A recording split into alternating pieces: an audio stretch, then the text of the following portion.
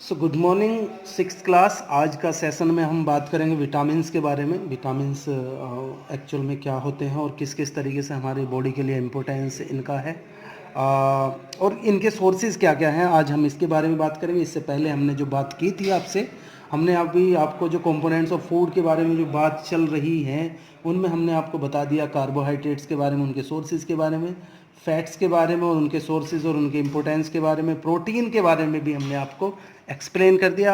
We are going to study about vitamins today. तो शुरू करते हैं विटामिन्स के बारे में। Vitamins are chemical substances which help to maintain a healthy body. Vitamins ऐसे केमिकल्स होते हैं, ऐसे केमिकल सब्सटेंसेस होते हैं जो मदद करते हैं हमारी बॉडी को हेल्दी रखने के लिए, मेंटेन रखने के लिए। जो केमिकल सब्सटेंसेस की हमारी बॉडी को मेंटेन रखने के लिए ज़रूरत होती है, इन्हें विटामिन्स कहते हैं। Vitamins are classified into two groups on the basis of their solubility in fats and water. Vitamin को दो कैटेगरी में हम डिवाइड कर सकते हैं on the basis of solubility, यानी कि पानी में और फैट में घुलने के आधार पर। यानी कि विटामिन्स जो हैं, कुछ विटामिन्स ऐसे हैं जो पानी में घुल जाते हैं और कुछ विटामिन्स ऐसे हैं जो पानी में नहीं घुलते लेकिन वो फैट्स में घुल जाते हैं। तो इसी के अकॉर्डिंग, यानी कि विटामिन्स को हमने दो ग्रुप में डिवाइड कर लिया है according to their solubility. Vitamin A, D, E and K are fat soluble vitamins. यानी कि विटामिन पहला जो कैटेगरी हम रखते हैं, आप अलग अलग कह सकते हैं। फर्स्ट को कह सकते हैं फैट सोल्यूबल विटामिन्स। तो ए, डी, ई, के, यानी कि ये जो तेल होते हैं या घी होते हैं, ए, डी, ई के विटामिन जो है इनमें घुल जाते हैं। जबकि vitamin B and C are water soluble. Vitamin B और सी वाटर सोल्यूबल होते हैं, मीन्स ये पानी में घुल जाते हैं, फैट में नहीं घुल सकते। विटामिन बी और सी इसी कैटेगरी में रखे जाते हैं। फिर ध्यान से सुनेंगे, बी और सी वाटर सोल्यूबल विटामिन है, ए, डी, ई एंड के जो विटामिन है वो फैट सोल्यूबल हैं। अभी हमने बताया, इंट्रोडक्शन इसका बताया कि कितने तरीके के होते हैं, ये हमने बताया। अब हम बात करेंगे इंपॉर्टेंस की। ध्यान से देखेंगे, सभी बच्चे देखते रहेंगे जिससे कि कोई भी प्रॉब्लम आपके सामने ना रहे। Vitamins come under protective food as they prevent diseases. Vitamins, अभी हमने जो बात की थी, मैं थोड़ा सा पीछे ले जाना चाहूँगा। जो कार्बोहाइड्रेट और फैट थे ये एनर्जी गिविंग फूड थे।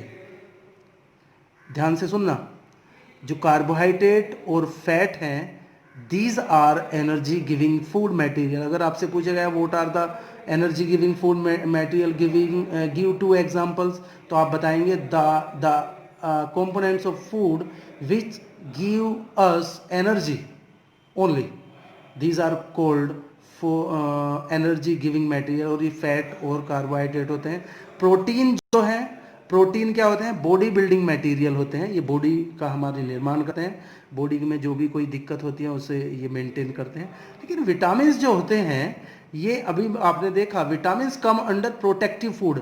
अगर हम प्रोटेक्टिव फूड की बात करें तो विटामिन इसी के अंतर्गत आते हैं। ये हमारी जो डिफरेंट टाइप की जो डिजीजेज हैं उनसे हमें प्रिवेंट करते हैं। Some vitamin help in keeping our eyes, teeth, gums and bones healthy.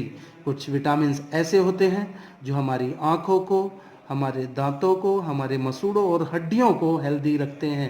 यानी कि विटामिन का किसी ना किसी रूप में हमारी बॉडी में कहीं ना कहीं हेल्दी रखने के लिए, मेंटेन रखने के लिए कुछ ना कुछ इंपॉर्टेंस जरूर है। और वो अब हम बात करेंगे विटामिन के सोर्सेज की। Milk, egg, meat, fruits, vegetables and dry fruits are rich sources of vitamin. Milk में बहुत सारे प्रोटीन भी होते हैं, फैट भी मिल्क में होता है। इसके अलावा मिल्क जो है विटामिन्स का भी अच्छा सोर्स है। एग्स होते हैं, इनमें विटामिन्स पाए जाते हैं, मीट में भी पाए जाते हैं। फ्रूट्स और वेजिटेबल तो कॉमन है। ये हर फूड मटेरियल में जो फूड के कंपोनेंट्स हैं, फैट हो चाहे ये हैं क्या बोलते हैं कार्बोहाइड्रेट हो, प्रोटीन हो, वेजिटेबल्स और फ्रूट्स, इनमें हर कैटेगरी में आ जाते हैं। ड्राई फ्रूट्स और rich sources of vitamin. Dry fruit भी विटामिन के रिच सोर्सेज होते हैं। For best vitamin value food should be eaten as fresh as possible. ज़्यादातर विटामिन को प्राप्त करने के लिए हो सके तो आपको फ्रेश फूड का इस्तेमाल करना चाहिए, ताज़ा भोजन आपको खाना चाहिए। जो बासी भोजन है उससे परहेज़ करें, जिससे कि बहुत सारे जो विटामिन्स हैं, मैं बात करूं, बहुत सारे बच्चे क्वेश्चन करते हैं जब वो क्लास में होते हैं, लेकिन मैं अपने तरीके से ही आपको बता दूं कि जब हम कुछ फूड मटेरियल ऐसे होते हैं जिन्हें हमें पकाकर नहीं खाना चाहिए, या उसका जो क्या बोलते हैं, जैसे गेहूं को हम पिसवाते हैं, अनाज का हम आटा बनवाते हैं, तो उसका जो चोकर है वो बहुत अच्छा सोर्स है विटामिन्स का। तो जो आटे का जो चोकर है उसे कभी भी हमें अपने फूड से, अपने उससे रोटी बनाने से पहले बाहर नहीं निकालना चाहिए। इसके अलावा बहुत सारी चीज़ें ऐसी हैं जिन्हें हमें उबाल कर नहीं खाना चाहिए, उन्हें हमें कच्चे खाना चाहिए, क्योंकि बहुत सारे विटामिन्स या बहुत सारे जो कंपोनेंट ऑफ फूड हैं उनकी कमी हो जाती है उबालने पर। तो ध्यान रहे स्टूडेंट्स कि हमें जो कुछ चीज़ें ऐसी हैं जिन्हें हम कच्चे खा सकते हैं, जिन्हें हम छिलके सहित खा सकते हैं, उनका छिलका हमें नहीं उतारना चाहिए, उन्हें हमें कच्चे ही इस्तेमाल करना चाहिए, जिससे कि विटामिनों का कमी ना हो।